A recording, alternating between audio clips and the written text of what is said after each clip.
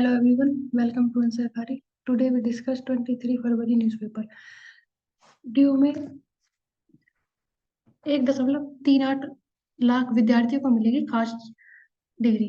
तो यहाँ पर कुछ बदलाव किए गए हैं ड्यू की स्थापना के 100वें समारोह दिवस के अवसर पर कि डिग्री में जहां अभी तक स्टूडेंट्स के साथ फादर का नाम आता था, वहाँ माता का नाम भी दिया जाएगा। इसके अलावा जिस तरह से नोटों पर जो उन पर अलग अलग तरह की भाषाओं में और अलग अलग तरह से शब्द लिखे जाते हैं, उसी तरह से यहाँ पर कुछ सुरक्षित विभिन्न प्रकार के अंकन किया जाएगा ताकि डिग्री का नकल ना की जा सके, नकली ना बनाया जा सके। इसके अलावा जो विद्यार्थियों की ड्रेस होगी उसमें परिवर्तन किए गए हैं, जो दीक्षांत समारोह में जिसके माध्यम से वे समारोह में भाग लेंगे। प्रधानमंत्री करेंगे विश्व की सबसे बड़ी अनाज भंडारण योजना का शुरुआत। तो सहकारी क्षेत्र में अनाज भंडारण योजना आरंभ की गई, जिसके माध्यम से प्राथमिक कृषि ऋण समितियों का संचालन किया जाएगा। 18,000 प्राथमिक कृषि ऋण समितियों को कंप्यूटरीकरण किया जाएगा, जिसके माध्यम से 2500 करोड़ रुपए से अधिक वित्तीय जो परियोजनाएं उनको मंजूरी दी गई है, ताकि जो छोटे किसान है उनको ऊर्जा के क्षेत्र में या फिर जो अन्य क्षेत्रों में ऋण की आवश्यकता पड़ती है, ये सहकारी क्षेत्र से संबंधित अन्य जो क्षेत्र है उन सभी में उन्हें सहायता की जा सके और सशक्त बनाया जा सके। कल्प मेधा, सभी मनुष्य अपनी ही गलतियों की वजह से दुखी होते हैं और वे खुद अपनी गलतियां सुधार कर प्रसन्न हो सकते हैं। भगवान महावीर जी। आप क्या ऐड करोगे इसमें? आंचल, मानसी, प्रेरणा।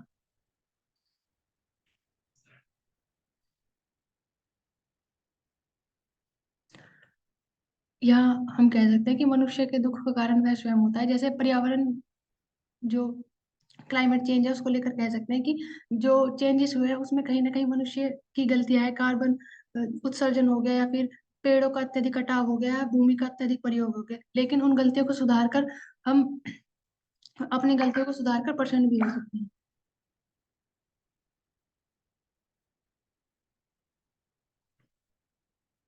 बच्चों में परीक्षा का तनाव को कम करने के लिए जो नई शिक्षा नीति है उसके माध्यम से केंद्रीय माध्यमिक शिक्षा बोर्ड में सीबीएसई ने ये किया है कि वो ओपन बुक एग्जाम की तैयारी लाएगी, जिसमें बच्चों के ऊपर जो परीक्षा का तनाव है उसको कम किया जा सके, जिसकी वजह से जो सुसाइड जैसी केसेस हमें देखने के लिए मिलता है उनको कम किया जा सके। लेकिन यहाँ पर सबसे बड़ा सवाल ये उठता है कि ओपन बुक एग्जाम यानी बुक्स, किताब और सभी सामग्रियों के साथ उन्हें परीक्षा देने की इजाजत दी जाएगी।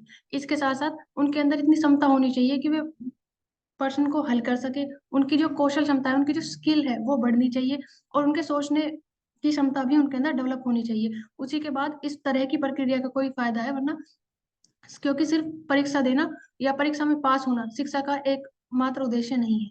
उसके लिए जरूरी है कि जो भी विद्यार्थी है उसके अंदर सोचने समझने की, विचार करने की, तार्किकता और रचनात्मक और कौशल सभी प्रकार की क्षमताएं मौजूद हो। भगवान बुद्ध के पवित्र अवशेषों को लेकर थाईलैंड पहुंचे भारतीय दल। तो जब हम भगवान बुद्ध के अवशेषों की बात करते हैं तो वो पूरी दुनिया में सिर्फ भारत में ही स्थित है। तो उनको अलग अलग समय पर अलग अलग देशों द्वारा, जब संस्कृति मंत्रालय द्वारा कहा जाता है, तो उन्हें पर्टिकुलर टाइम पीरियड के लिए 10 दिन के लिए, 15 दिन के लिए उस देश के अंदर भेजा जाता है, ताकि वहां के जो श्रद्धालु है वो उनके दर्शन कर सके। तो 22 सदस्यों की एक उच्च स्तरीय मीटिंग की गई, जिसमें जो भगवान बुद्ध के दो प्रमुख अनुयायी थे, जिनमें अराहत सारीपुत्र और मदगलियान शामिल हैं, उनके अवशेष भी उनमें जोड़े जाएंगे और उन्हें थाईलैंड पहुंचाया जाएगा। इसमें हरक्यूलिस C-130J विमान का प्रयोग किया जाएगा इसके लिए। यहाँ पे अगर हम बात करते हैं काला आजार डिजीज की, तो पहले तो ये पता होना चाहिए कि it is caused by a parasite, जैसे कि मलेरिया बेबी, वी सी के it is a parasitic disease, but this is the second deadliest parasitic disease after malaria. And अभी तक we are not having any kind of vaccine to prevent and mitigate the impacts of the symptoms caused by kala azar. इसमें जो vector है, vector होता है sand fly. सो ये कुछ important aspects है। तो यहाँ पे वी आर सीइंग कि इन आर टारगेट ऑफ एलिमिनेटिंग काला आजार, तो पहली बार इंडिया ने लेस देन 1 केस पर 10,000 पॉपुलेशन ऑल द ब्लॉक्स इन 2023 में रिपोर्ट किए।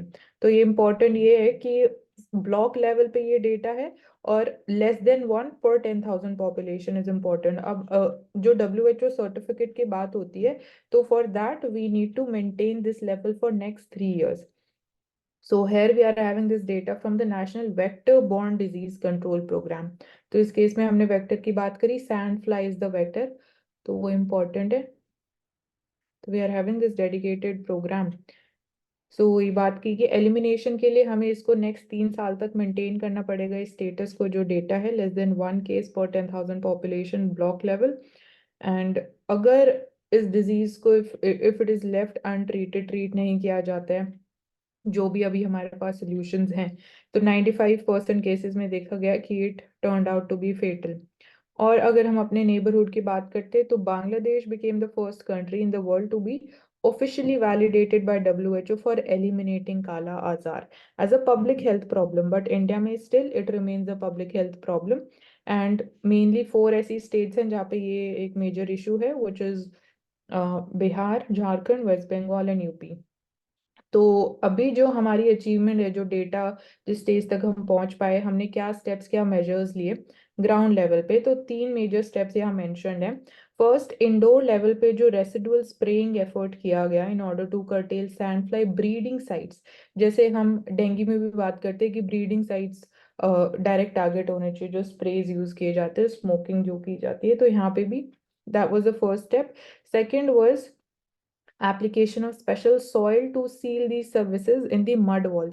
मतलब जो mud walls में बीच में स्पेस बच जाती है, वो भी एक तरीके से ब्रीडिंग ग्राउंड बन जाता है for the sand flies. That was the second step. Third, again हम आशा और आंगनवाड़ी वर्कर्स की बात करते हैं, तो the ASHA network it help to ensure the completion of the treatment for this the disease. तो इस डिजीज को जो बोलते हैं दैट इज द पोस्ट काला आजार डर्मल लिशमनिसिस। सो PKDL पेशेंट्स को ट्रीट करने के लिए, तो है वे सीइंग प्राइमरी हेल्थ केयर में और आशा और आंगनवाड़ी वर्कर्स का कितना क्रिटिकल रोल है, जो नेटवर्क है एक्चुअली ग्राउंड लेवल पे वर्क कर रहा है। तो ये 3 मेजर स्टेप्स जो इंडिया को हेल्प किए। सो ये हम बात कर सकते हैं यहाँ पे। Next topic is about the BrahMos missiles. So recently यहाँ पे डील की बात हो रही है, 200 BrahMos missile deals for the navy. So this is an example of supersonic cruise missile. इस पे क्वेश्चन भी आया था, difference between the cruise and the ballistic missile in prelims examination. तो सुपरसोनिक, सुपरसोनिक मतलब कि the speed of travel of these BrahMos missiles is higher then the speed of the sound, तो that is why they called supersonic. और cruise is on the basis of जो वो trajectory लेते हैं, तो their trajectory is parallel to the earth surface. Compare to the ballistic missile में एक तरीके से वी कैन से कि टॉप बनता है एंड देन वहां से फ्री फॉल होता है। तो that is the difference between terms of trajectory. Range की बात करते हैं तो 290 किलोमीटर, एंड देन जो लेटेस्ट वेरिएंट है उसकी range it is around 450 kilometres also. And this is an example of joint venture between India Russia. And BrahMos missiles को हम सबमरीन से, शिप्स, एयरक्राफ्ट, लैंड से, कहीं से भी लॉन्च कर सकते, तो that is why they are so significant. In terms of speed, यहाँ mentioned है 2.8 मैश, तो mach is the standard unit of the supersonic speed जिसको हम मेजर करते हैं। So this is almost 3 times the speed of sound. तो if it is 2 mach, तो मतलब कि it is faster than twice the speed of the sound. तो that's how they are inter related, and जो relationship है between mach and the speed of the sound. तो important ये है कि it is in the context of speed of sound, and इस चीज को इम्पोर्टेंट है। एंड ये जो डील हुई है ओवरऑल बोल सकते हैं मैरीटाइम सिक्योरिटी के लिए इम्पोर्टेंट है। वी आर सीइंग कि चाइना की growing presence in the Indian Ocean region, तो एज अ डेटरेंस मेजर भी दिस बिकम्स इम्पोर्टेंट। तो in terms of stake holders, तो cabinet committee on security is there, so they have approved this procurement and Defense Acquisition Council. And apart from this, heavyweight torpedoes जैसे mentioned है, तो torpedoes they are launched from again submarines। तो ये भी एक तरीके से मिसाइल होती है जो सबमरीन से लॉन्च होती है, टॉर्पीडोज। तो और भी है, एयर डिफेंस रडार्स, इनका प्रोक्योरमेंट भी अप्रूव किया गया है। तो रडार्स हमें डिटेक्शन में हेल्प करते हैं। And new generation anti tank missiles, तो एंटी टैंक मिसाइल्स का like the anti tank guided missiles, they are the examples. तो ओवरऑल मैरीटाइम सिक्योरिटी के लिए BrahMos is we can say a strategic weapon.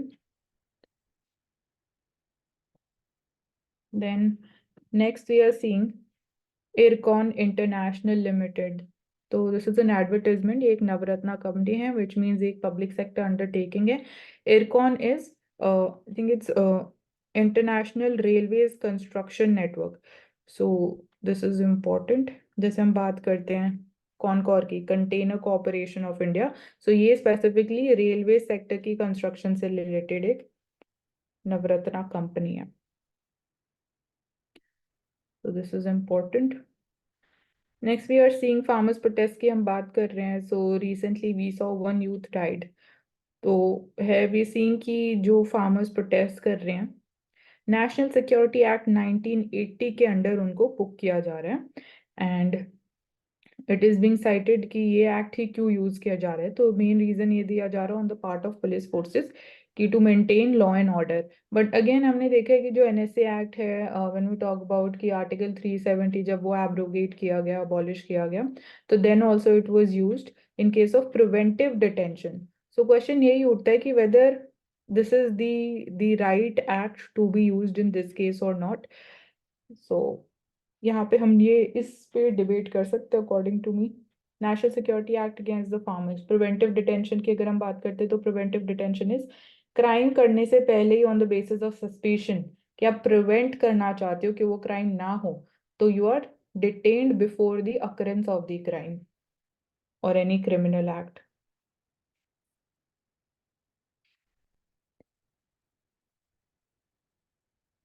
Then next we are seeing urbanization की हम बात करें. we are seeing कि population has been rising. तो इस context में यहाँ पे बात हो रही है फ्यूचर रेडी कैसे बनाना है इंडियन सिटीज को. स्मार्ट सिटीज मिशन की हम बात करते हैं, बट उसमें जो अगर हम डिफरेंट एस्पेक्ट्स की बात करें तो इंडिया की urban population is set to double over the next 25 to 30 years. So given this data we are seeing and contribution to GDP Indian cities का close to 60% रहता है. तो although we say कि 70% इंडिया रिजाइड करता है rural areas में, but 60% contribution to GDP comes from cities. मतलब 30% of India is contributing to 60% of the GDP. So this is also somewhere reflecting the income inequality also, or in terms of regional inequality as far as growth is concerned. So they are just using 3% of the nation's land. So how can we, यहाँ पे बात यही हो रही है कि land limited है, resources limited है, तो हम एक्सपेंशन की बात नहीं कर सकते. यहाँ पे हमारे लिए प्रोडक्टिविटी, एफिशिएंसी ये ज़्यादा मैटर करते हैं again to make the Indian cities future ready.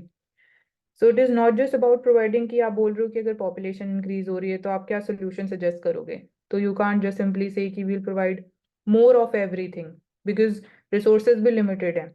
So you can't provide more roads, more buses, more trains, more houses. So how you are going to plan for that? तो इसलिए planning, scientific planning is important. Like high-rise buildings भी आप एक हद तक ही बना सकते हो because वहाँ पे भी disaster preparedness एक important aspect है, specifically in northern Indian regions.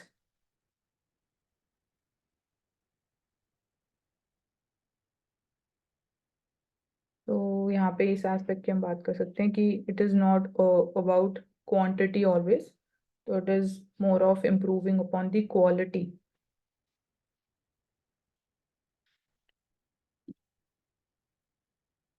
The next topic we are seeing positronium. तो CERN scientists we've talked about कि जो CERN है it is associated with a large hadron collider.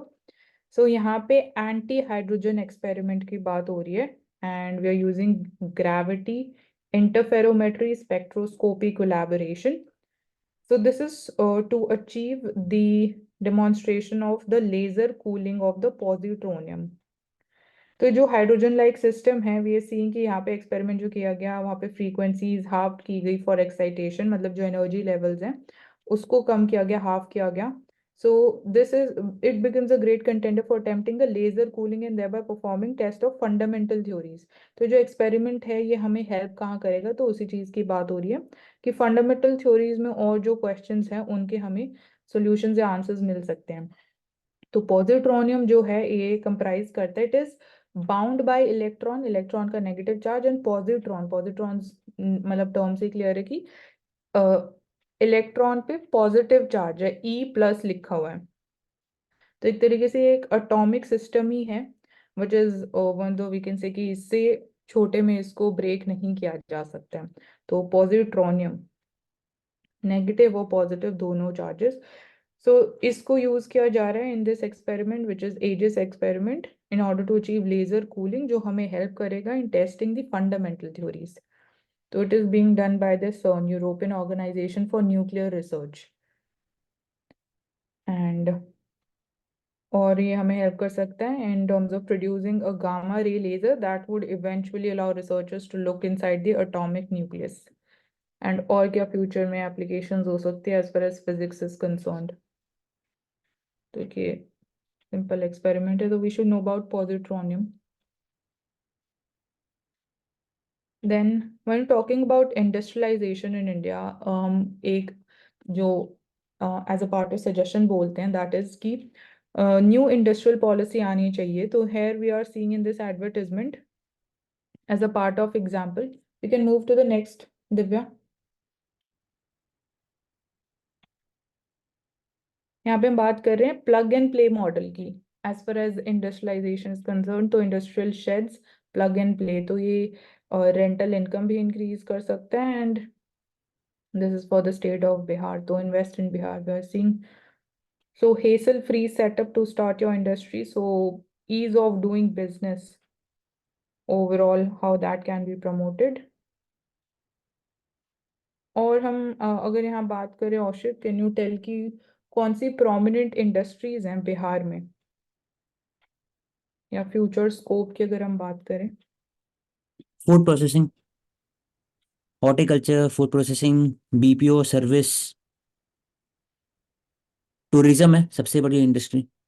For example Buddhism, Buddhism circuit है, Jainism है, सीता सीतामढ़ी, तो Ramayan circuit भी है उसमें। ठीक है। माइनिंग सेक्टर नहीं है झारखंड में, हैवी इंडस्ट्री झारखंड में,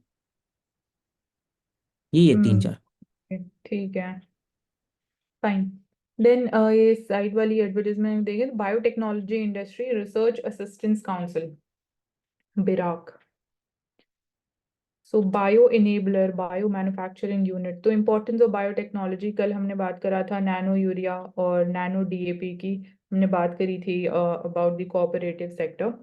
सो functional foods and smart proteins, keyword जहाँ बहुत अच्छे हैं। फंक्शनल फूड्स मतलब कि न्यूट्रिशनल सिक्योरिटी जो चैलेंज है उसको डील करने के लिए, जैसे हम बात करते हैं टर्म बहुत रिपीट करते हैं, तो we can specifically directly use these terms, functional food and smart proteins. Bio based chemicals enzymes, जो अगेन फर्टिलाइजर्स और पेस्टिसाइड्स की बात करी थी अभी। Precision biotherapeutics, like carbon fibre based जो स्टेंट्स भी हम यूज करते हैं as per as the heart health is concern, या हार्ट अटैक्स वाले केसेस में ब्लॉकेज ऑफ आर्टरीज, तो that is precision biotherapeutics. Climate change and resilient agriculture में it can help. Carbon capture and utilisation, futuristic marine and space research. So even blue economy maybe it holds significance, and space research. So these are the applications. So almost all the aspects are covered over here. And ठीक है, ये important है. So this would be, I think, BIRAC जो है एक autonomous council होनी चाहिए. We can look for more on this BIRAC के बारे में.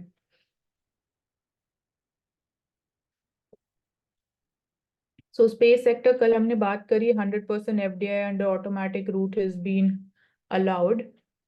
So we talked about कि प्राइवेट सेक्टर का पार्टिसिपेशन और ज्यादा इंक्रीज हो जाएगा इंडिया में। हमने बात करी in space, which is the Indian National Space Promotion and Authorization Center that has been also launched, and Indian space policy is also there. So here we are seeing कि private sectors increasingly they're expected to complement, augment, and lead the way for identifying the market opportunities and innovating rapidly. तो जो pace of development है उसको और हम fasten up कर सकते हैं with the increased participation of private sector as far as the space sector development is concerned. और हमने बात करी क्या बेनिफिट्स हो सकते हैं, तो और कॉम्पिटिटिव हो सकता है ओवरऑल पूरा sector in terms of the cost of different projects as well. And यहाँ पे लाइक एफडीआई 100% एफडीआई जो अलाउ की गई है that is in manufacturing of the components और जो सबसिस्टम्स जो कॉम्पोनेंट्स चाहिए हमें for satellites ground segments and user segment. So that's there, and 75% is there in satellite manufacturing operations, data products, 49% launch vehicle में FDI है। तो ये भी एक important aspect है कि कौन कौन से areas में कितना FDI अभी permitted है। बट चाइना का मॉडल की अगर हम बात करते हैं तो चाइना में वी आर सीइंग कि they have not allowed the participation of private sector, तो but still they are we can say a big space power जो मिशंस रहते हैं। सो वहाँ से वी कैन से कि एज अ पार्ट अगर हम कॉम्पिटिटिव की बात करते हैं तो China is a competition for India. And China की जो space agency also, can you like tell the name अगर आपको नाम याद है चाइना की एग्जैक्ट क्या है? जाक्सा तो जापान का है। हाँ वो तो जापान है। रोसकॉस्मोस आई थिंक वो रशिया का है। TNS, China national space administration. अच्छा। यूरोपियन स्पेस एजेंसी ESA, फिर एनासा, हाँ नेशनल जी और हो गया। ग्लोबल स्पेस अथॉरिटी, और चाइना का हम्म। CNSA 1993 में स्टैब्लिश हुआ था। ठीक है। सो ओवरऑल लोअर लेवल पे अगर हम बात करें ग्राउंड लेवल पे कि प्राइवेट सेक्टर इन्वेस्टमेंट और कैसे हेल्प करेगा, तो मतलब इट इज नॉट कि सेग्रीगेटेडली इट वुड बी हेल्पिंग। तो स्टार्टअप इकोनॉमी को भी एक तरीके से बूस्ट मिल सकता है and in terms of capital and talent both upstream और डाउनस्ट्रीम अपॉर्चुनिटीज। तो इंडिया में हम जो बात करें स्पेस सेक्टर की तो अपस्ट्रीम डेवलपमेंट काफी ज्यादा है, डाउनस्ट्रीम अपॉर्चुनिटीज पे ये हमें जो ओवरऑल प्राइवेट सेक्टर पार्टिसिपेशन है एफडीआई वो और हेल्प कर सकता है। तो डाउनस्ट्रीम में यही स्टार्टअप्स इवन एसएचजीज या इनोवेटिव जो इनोवेशन है उनको और प्रमोट किया जा सकता है। तो कंपोनेंट लेवल्स के कॉन्टेक्स्ट में downstream opportunities can be explored.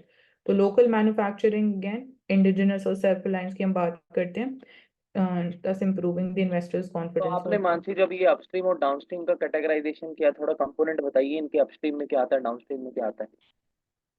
Upstream में लाइक डाउनस्ट्रीम में वही कि मेजर जो छोटे छोटे कंपोनेंट्स हमें मैन्युफैक्चर करने पड़ते हैं जिन पे हम बोल सकते हैं कि अभी हम अगर इंपोर्ट डिपेंडेंट हैं तो वो कम हो सकता है। तो डाउनस्ट्रीम में बिल्कुल सिंपल कंपोनेंट्स प्रोक्योरमेंट और मैन्युफैक्चरिंग और कैसे इनोवेटिव इंडस्ट्री वहाँ पे हमें हेल्प कर सकती है, प्लस उसमें कॉस्ट ऑफ प्रोक्योरमेंट भी कम हो सकती है। तो डाउनस्ट्रीम में मेरे हिसाब से ये होगा। और अपस्ट्रीम में we can talk about more skills जो रहती हैं like high end skills in terms of technology, like AI technology कैसे यूज की जा सकती है, तो that we can talk about in the context of upstream.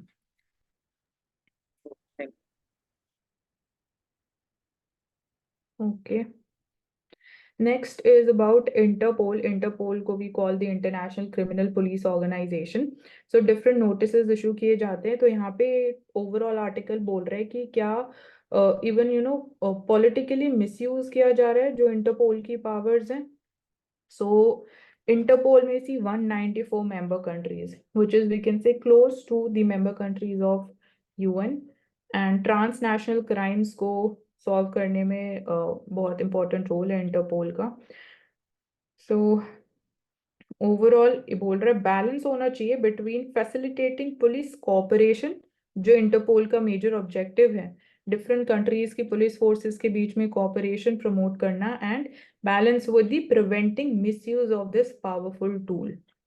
तो 7 टाइप्स के नोटिस इशू किए जाते हैं on the basis of colour का नेम है। तो यहाँ पे ओवरऑल ब्लू और रेड नोटिस की बात की जा रही है कि इन दोनों के बीच में डिफरेंस क्या है। तो जो ब्लू कॉर्नर नोटिस है it is also known as the inquiry notice. So यहाँ पे it allows the police forces to share critical crime related information. तो यहाँ पे इंफॉर्मेशन एक्सचेंज होता है इन केस ऑफ जो ब्लू नोटिस इशू किया जाता है। एंड इंडिया ने रिसेंटली लाइक इशू किया था for the local fugitive substitute government Nityananda.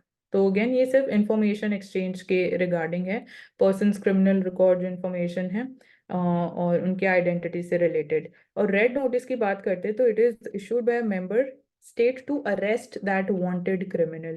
तो extradition में red notice that is important. तो इंडिया के केस में अगर हम बात करते like red corner notice issue किया गया जो फ्यूजिटिव इकोनॉमिक ऑफेंडर्स हैं लाइक नीरव मोदी, तो जो पंजाब नेशनल बैंक स्कैम हुआ था। सो एक डिफरेंस ये दोनों के बीच में कि ब्लू कॉर्नर नोटिस जो है वो क्राइम होने से पहले इशू किया जाता है और जो रेड कॉर्नर है that is after the crime has occurred.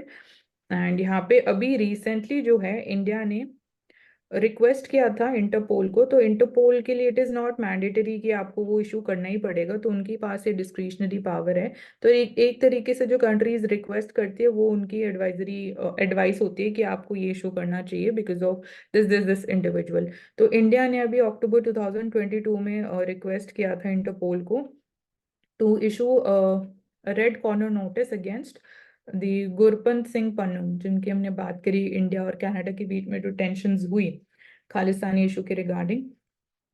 And home affairs ministry is also listed as a terrorist also. तो यहाँ पे वी सॉ कि इंटरपोल ने इस रिक्वेस्ट को डिनाई कर दिया। तो दैट इज वाई हम ये बोल रहे हैं कि क्या पॉलिटिकली भी कहीं ना कहीं जो डिसीजन मेकिंग है is that having an influence on the Interpol और नॉट। तो उसकी autonomous functioning, independent unbiased functioning important हो जाती है। And so overall we are seeing कि वेस्टर्न कंट्रीज का बहुत ज़्यादा डोमिनेंस है when we talk about Interpol's functioning. तो दिस वी सी कि even this is visible in case of WTO also या UNSC जो हम बोलते हैं कि परमानेंट 5 एंड वीटो पावर्स हैं। तो इस केस में भी सेम चीज़ देखने को मिल रही है, domination by the western world. तो इंडिया में अगर कौन सी इसके अलावा एजेंसी है जो कि बोलो कर लो। इन्वेस्टिगेशन करती है? इंडिया में तो कौन सी एजेंसी है जो कि कोऑर्डिनेट सीबीआई CBI करती है, CBI या ED भी होता है, ब्लैक मनी या ईडी होता है, ओनली online। सीबीआई होता है, नोडल एजेंसी है। और अगर रेड नोटिस की बात करें तो किन किन जगह पर काम होता है, अगर बारीक बिल्कुल स्पेसिफिक जाएं, war crimes, terrorism, money laundering के मामले, इंटरनेशनल क्राइम्स, इन सारे मुद्दों पर एक्स्ट्राडिशन करने के लिए रेड नोटिस दिया जाता है। रेड नोटिस का मतलब क्या होता है? रेड नोटिस का मतलब ये नहीं होता कि आपको अरेस्ट करने का वारंट है। This is not an international arrest warrant. Red notice का सिंपल सा मतलब ये होता है कि लॉ एनफोर्समेंट को पता लग जाए कि ऐसा ऐसा XYZ इंडिविजुअल जो आपकी कंट्री में डिक्लेयर है as a criminal, he is living in this particular territory of any sort of country. Then red notice issue होने के बाद जो मेंबर कंट्रीज होती हैं, जो पब्लिक होती है, उनको अलर्ट किया जाता है कि this individual may pose a threat to public safety and to the individual's privacy also. अगर हम बात करें 7 लिस्ट की, तो इनके अंदर अपडेशन कौन करता है? इंटरपोल का जनरल सेक्रेटरीट है जो एनुअल बेसिस पर इसके अंदर अपडेट करता है by taking the intelligence from various intelligence agencies across the world. As far as the dominance is concern of the western world, तो हम बोल सकते हैं कि the dominance of western world इसलिए भी है क्योंकि इसकी जो लोकेशन है that is in the Vienna. इसके अलावा मोस्ट ऑफ द फंडिंग जो इंटरपोल की होती है वो इंडिया नहीं करता है, वो बहुत सारी वेस्टर्न कंट्रीज ही करती हैं। तो इस एलिगेशन को अगर हम बोले तो ये पूरा सच भी नहीं है, क्योंकि आप फंडिंग भी कीजिए। इसके बाद जो एक्स्ट्राडिशन है, तो इंटरपोल बेशक से इंटरनेशनल एजेंसी है क्राइम को डिटेक्ट करने के लिए और नोटिस देने के लिए, लेकिन एनफोर्समेंट के ऊपर इस तरह की कोई एजेंसी नहीं है, उसका क्रिएट होना चाहिए। दूसरा, अगर आप कर भी देते हैं तो इंटरनेशनल अलग अलग कंट्रीज के अपने अपने लॉज हैं एक्स्ट्राडिशन के, उनके ऊपर भी एक कम से कम कन्वेंशन होना चाहिए कि आप इंटरपोल की सहायता कीजिए, इंटरपोल से इंटेलिजेंस लीजिए, अलग अलग कंट्रीज से एक्स्ट्राडिशन का मेजर लीजिए। वो तभी फीजिबल है तब जब एक इंटरनेशनल ट्रीटी होगी, उसके अकॉर्डिंगली हर कंट्री अलाउ करेगी कि हमारी कंट्री के अंदर से आप एक्स्ट्राडिशन करो। एग्जाम्पल अभी दिया हमने जो पन्नू का है, एग्जाम्पल हमने नीरव मोदी का है, एग्जाम्पल जो है एयरलाइंस के मालिक किंगफिशर के मालिक का है। तो इनका एक्स्ट्राडिशन क्यों नहीं हो पाता? क्योंकि अलग अलग कंट्रीज के जो एक्स्ट्राडिशन लॉ है वो इनकॉर्पोरेट नहीं करते हैं इंटरपोल के नोटिस को। और दूसरा, जो इंडिया की एक्स्ट्राडिशन पॉलिसी है वो दूसरी कंट्रीज के साथ मैच नहीं होती है। तो कहीं ना कहीं एक इंटरनेशनल वैक्यूम क्रिएट है, उसको भरने की जरूरत है। और UNSC and UN general assembly can also work in this regard. You can move Mansi. Yes, I will add one point. First of all, जो इंटरपोल है, they don't have the power to arrest. They can only recommend, suggest to the local government. और local government के साथ वो arrest कर सकते हैं। तो ये पहला जो क्लैरिफाई करेंगे, जो आपने बताया था लेकिन वो डिटेल में। दूसरा कि रेड नोटिस सिर्फ और सिर्फ वॉर क्राइम बाकी सब चीज के लिए नहीं है, जो जो हीनियस क्राइम के लिए भी रेड नोटिस इशू किया जाता है। जो small crime for example family dispute, thiefing, वो सब के लिए नहीं होता है। Polygamy, honour, prostitution, organise crime के लिए हो सकता है, बिग ऑर्गेनाइज क्राइम, या फिर मर्डर, रेप एक्सेट्रा, उसके लिए भी हो सकता है। जरूरी नहीं कि खाली वॉर क्राइम है। तो दो चीज नोट करें। पावर ऑफ अरेस्ट नहीं उनके पास है, तो ये पीटी में पूछता है पावर अरेस्ट है कि नहीं उसके पास। लोकल गवर्नमेंट को रिकमेंड करेंगे, सजेस्ट करेंगे। हाँ, उनके कोऑर्डिनेशन के बिना अरेस्ट नहीं कर सकते हाँ, हैं। नहीं हो सकता। हाँ। ठीक है। Next again we are talking about one of the parasitic diseases, guinea worm disease. तो ये इम्पैक्ट करता है हमारे स्मॉल इंटेस्टाइन को, और जो again normal functioning the body है, मेटाबॉलिज्म है, डाइजेशन है, उसके ऊपर डायरेक्ट इम्पैक्ट होता है। तो यहाँ पे अगेन इसके भी एलिमिनेशन की बात की जा रही है, and the good thing is कि इवन वर्ल्ड लेवल पे बात हो रही है। तो WHO सेज कि we are on the verge of eliminating or eradicating this disease also. So India में we saw कि we eradicated या eliminated this disease in the 1990s. तो डायरेक्ट इम्पैक्ट या बॉडी में कैसे जो worms हैं, they impact the legs. तो these are most vulnerable, can say body parts जिन पे अटैक किया जाता है। एंड इसके अलावा यहाँ पे symptoms mentioned हैं। सो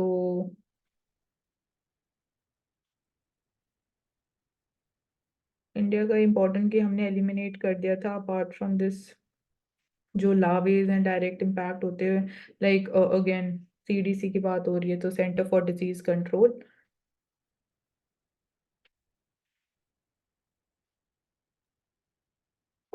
अगर इसके बारे में हम थोड़ा जाने तो ये क्या होती है, ग्वेना वोम डिसीज क्या होती है? निग्लेक्टेड ट्रॉपिकल डिजीज है, ट्रॉपिकल रीजन में जो है प्रचुर मात्रा में पाई जाती है। किससे होती है? पैरासाइट से होती है, जिसका क्या नाम है? ड्रैन्यू ड्रैंक्यूनक्यूलकुलस मेडिनिसिस। सबसे ज्यादा दिक्कत किन लोगों को है? पुअर लोगों को, इक्वेटर रीजन में, अफ्रीकन रीजन में, सब सहारन रीजन में, इंडिया में भी पाई जाती है। इरेडिकेशन करने के लिए ऐसा कोई हमारे यहाँ प्लान नहीं है, लेकिन होना चाहिए। सबसे इंडिया ज्यादा में तो इसका जो हम कर सोर्स चुके कहाँ हैं, पर है? तो यहाँ पे मेंशन्ड है कि इंडिया में 1990s में इसको एलिमिनेट कर दिया था। तो पहले अभी आप बोल दोबारा रहे से हो कि आई इंडिया थी। में पाई जाती है, मिल रही है फिर से, है क्या? हाँ, दोबारा मिल रही है। इसके अलावा सबसे ज्यादा जो सोर्स है इसका क्या है? जैसे डेंगू फैलता है वैसे ही फैलता है, कंटामिनेटेड वाटर से फैलता है। और जब आप इंटेक करते हो उस वाटर को तो ज्यादा होता है। तो इसमें हम देख सकते हैं कि प्रैक्टिकल ग्राउंड पर किसका इंपॉर्टेंट रोल है? जल department, municipality, sewage management, life style behavioural change, ये सारी चीजें करने की जरूरत है। और इसमें जो इम्पोर्टेंट रोल है वो है हमारी जो मेडिकल फेटर्निटी है, और उसके साथ साथ जो हमारी सिविल सोसाइटी है, जिसके अंदर एनजीओज और एडवर्टीजमेंट एजेंसीज का अहम रोल हो जाता है इसको डील करने हाँ, में। इवन जैसे हमारी जो योजना है हर घर जल योजना, तो इंश्योरिंग कि वो वाटर जो पोर्टेबल वाटर होना चाहिए। और जैसे health education in terms of, अगर हम प्रिवेंटिव मेजर्स की बात करते हैं, तो हेल्थ एजुकेशन स्कूल लेवल पे एंड कम्युनिटी लेवल पे।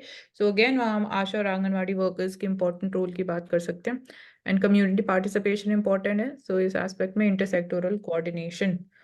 सो ये मेजर एरियाज है। तो वाटर ट्रीटमेंट प्लांट्स में we can talk about, and Africa में लाइक साउथ सुडान में और माली में।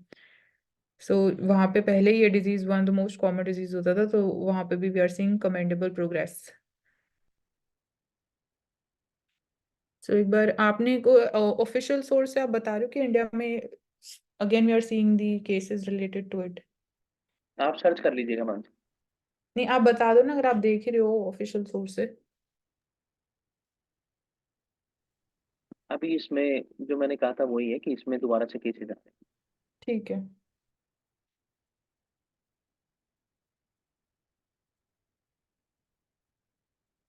We can move forward.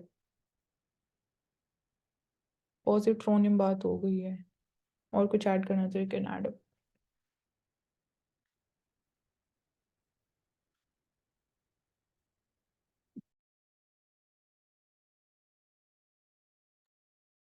Kindly share the next link.